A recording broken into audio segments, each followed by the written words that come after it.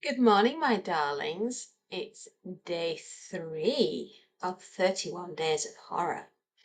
Today, I am bringing you Shaun Hutson's Heathen. Sisters are doing it for themselves. Or are they? This family has a lot of issues. It really, really does. And nothing is quite what it seems. We have our main protagonist, Donna Ward, who is married to Chris Ward. I'll read you the blurb. Donna Ward was shattered when her husband was killed in a car crash, devastated to learn that another woman had been with him, and disbelieving when the police informed her that the crash had been no accident. How could her beloved Chris, a best-selling author, have any enemies? How long had he had a mistress? And who are the mysterious men in the photograph she finds? Suddenly, Donna has to face up to the fact that she knows less about her husband than she thought. But as she searches for the missing answers to her questions, Donna moves ever closer to danger, for she herself is being stalked by people who have killed before and will do so again. She will come face to face with those who call themselves the Sons of Midnight. Woo! Wow. It doesn't let up from the minute you start reading, and that's what you want from a Shaun Hutson book. Grabbing you by the throat, slapping you around, and saying, "Come with me, we're going to have an adventure." And I mean, this book is dedicated to my wife Belinda, without whom there would be nothing. Blimey, Belinda, you must have a fantastic marriage. I bet there ain't a dull moment, is there? A very good saying to start the book. Truth is rarely pure and never simple. Oscar Wilde. Oh, doesn't that just set the mood for the book? It truly, truly does. Now, it was first published in Great Britain by Little Brown and Company in 1992. This edition published by Warner Books in 1993. So I was still at college. In fact, I was still at school when this was being written. Oh, that dates me, doesn't it? Oh my goodness me. We start off. Donna's at home doing home things. She's hanging up some artwork on the wall. And there's a knock at the door. And it's a policeman. And he's come to say, "Madam, I have some terrible news. Will you come with me, madam? We need to go to the hospital. I need to explain that your husband has been killed in a car accident, and you need to come and identify the body to make sure it's him." I mean, you know, now if a policeman turns up at your door, you're going to be thinking something horrible, aren't you? Anyway, that's when Donna started to have a really bad day. And it didn't stop there. It turned into a week, and then a month, and then, oh dear, poor Donna. It just goes to show sometimes you don't know who you're married to. When you say till death us do part, and I will love you and honour you and all the rest of it, did that include her husband joining a religious cult? And I don't want to spoil the book for you, but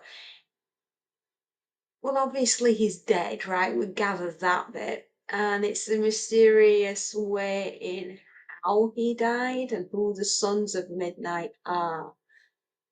And they're a very, very strange bunch. And they have links all the way up through government and in the media and in the military and in the police. They are everywhere, and they've been around for centuries. And certain founding members, shall we say, are still around in a way, in a fashion. Yeah, we'll do that. And Donna is trying to find out who the men are that are in the photograph, who are linked to the Sons of Midnight. And she goes off searching for answers. And I can honestly say she's very affluent, shall we say. Her husband has left her very well off. She doesn't seem to have a job. And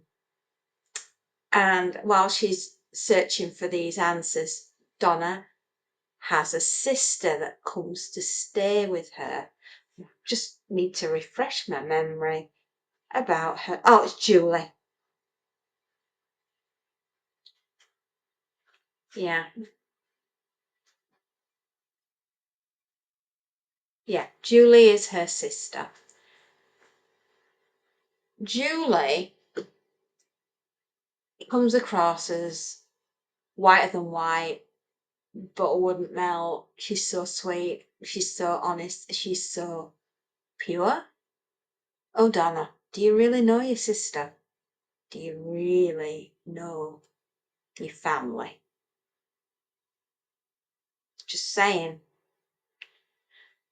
Her behaviour in this book is duplicitous, cruel, mean, evil. She was my sister. I think I'd have probably hit her with a shovel. I'm just saying. I'm just saying, right? I think she's just not a good egg. Not a good egg. And she's downright lucky, is Julie, that Donna didn't ice her. She really is. Honestly. So there's a little bit of going on there. But there's some absolutely brilliant death scenes in here. There really, really is. And some of the weirdest sex scenes that I've ever seen. Well, read even. Very, very strange. Yeah, very, very unusual people are the Sons of Midnight. You get the rocks off in the most unbelievable ways. Yes. Yeah, I think you need to seek a therapist if you're into what they're into, definitely. But there is one particular death scene in this book, which is it's gruesome. Ooh, it's very gruesome, and it involves the publisher, Chris's publisher, and he's a real snake. I mean, he deserved it, right? He deserved to die, but I didn't quite deserve to go the way he did. But it was a very juicy death. It certainly was. Yeah, and there's a brilliant gunslinger shootout at the cottage, which you've got to look out for because that was just fantastic. Oh yeah, I mean, I don't think there was a man left standing. This girl, this Donna, boy, does she know how to use a weapon. Yeah, if I were in a gunfight, I'd want Donna at the side of me because she's as good as me. Yes, she is. She's as good as me, and she don't miss. Oh, what does she say? Go run, honey. I like my targets to move. Indeed we do. Now I'm going to pick you. Ooh, let me think. What shall we have?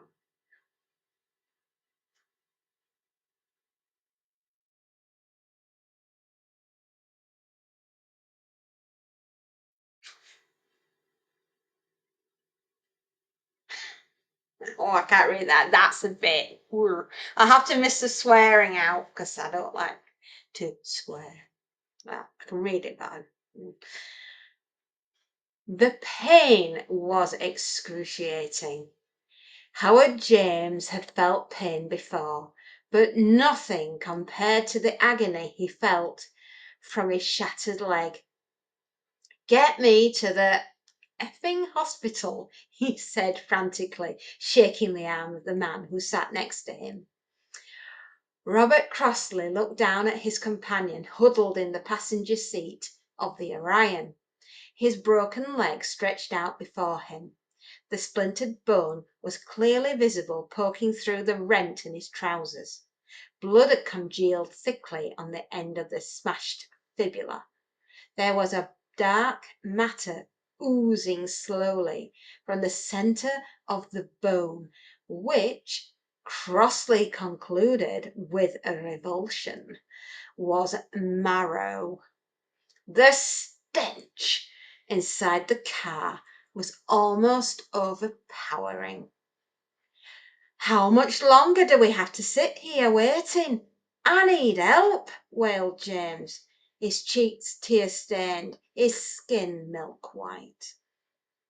Crossley wiped perspiration from his face and looked at his watch. 3:27 a.m.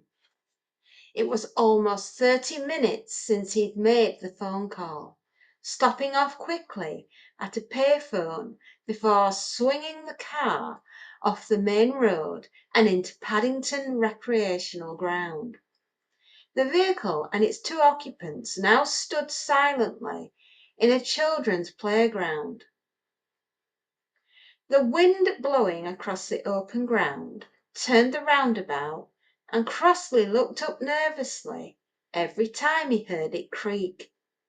Swings also moved gently back and forth in the breeze, as if rocked by some unseen hand.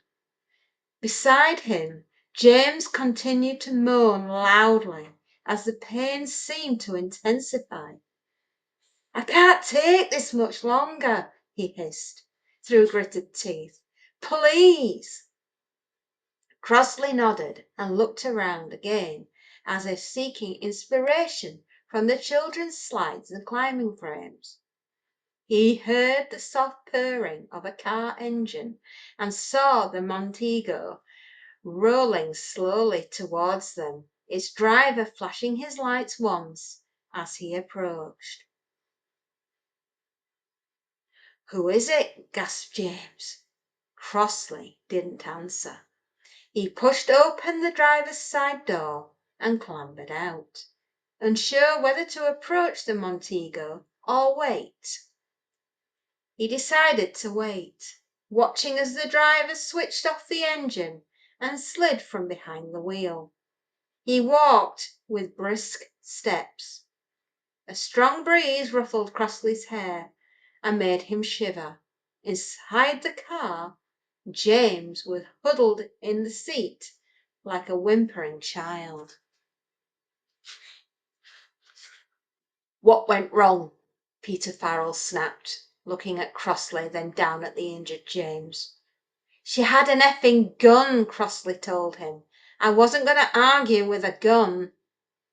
So you found nothing? Farrell persisted. Crossley shook his head. Did you check his office upstairs? We didn't get that far, Crossley said. Then turning towards his injured companion, we've got to get him to a hospital. He's hurt bad. The police will have put out checks on every hospital for miles. How bad is it? Farrell demanded. Look for yourself, Crossley told him, and pulled open the passenger door. Farrell saw the smashed bone sticking through the skin and material. You were careless, he said irritably. We were unlucky, Crossley protested. Same thing. And what the F would you have done if she pulled a gun on you?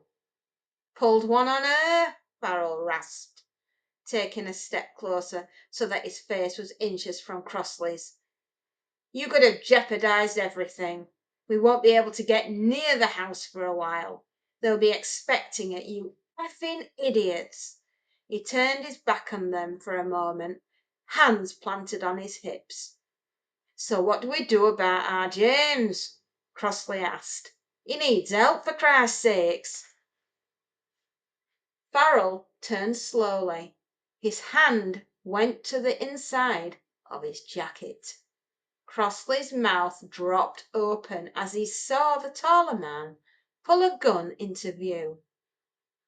The silencer jammed into the muzzle of the .45 made the weapon look enormous. Farrell fired 2 shots into James's head. The first hit him on the bridge of the nose, almost severing the appendage and taking out the eye as it exited. The second blasted away most of the back of his head, spraying it across the driver's seat and the side windows. The body toppled sideways, the eyes still staring, wide in a shocked surprise. The mouth still open. Get rid of the body and the car, Farrell said flatly. Call me when you've done it.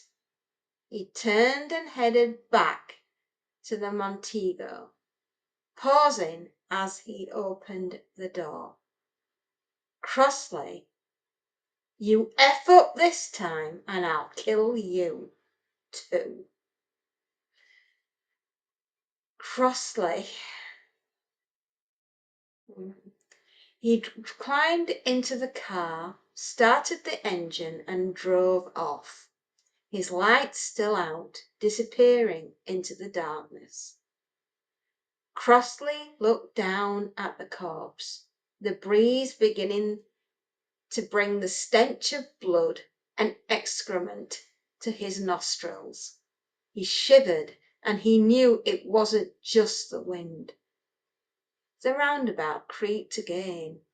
The swings moved gently back and forth. Oh, I mean, that was chapter 35. And we have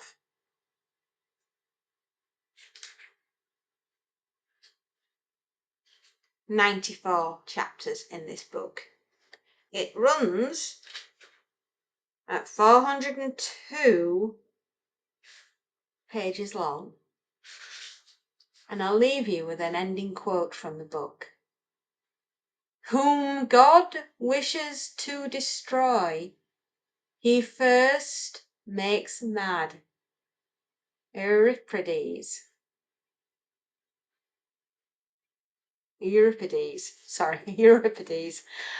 Yeah, I mean, it's juicy, it's gruesome, the sex scenes are weird. Oh, don't forget to look out for the Waxwork Museum. That's absolutely banging.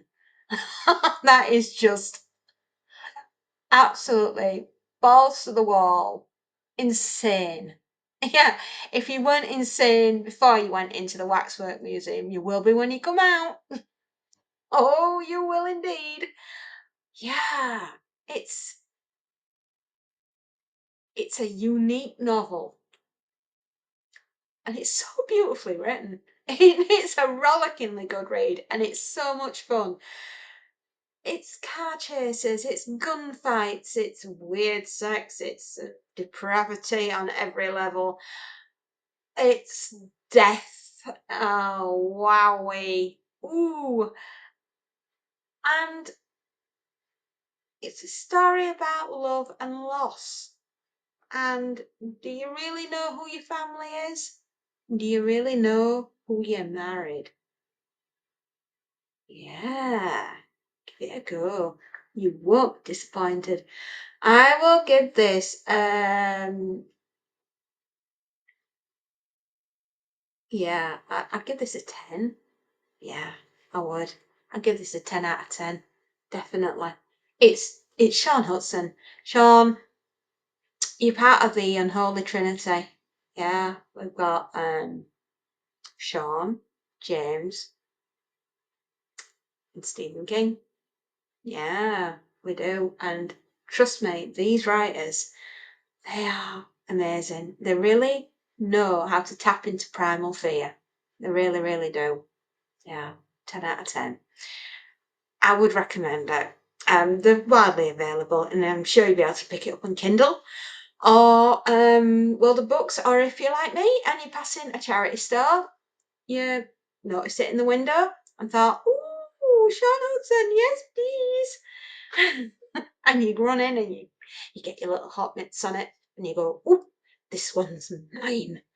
Absolutely. And that's just how I feel about my books. I absolutely adore them.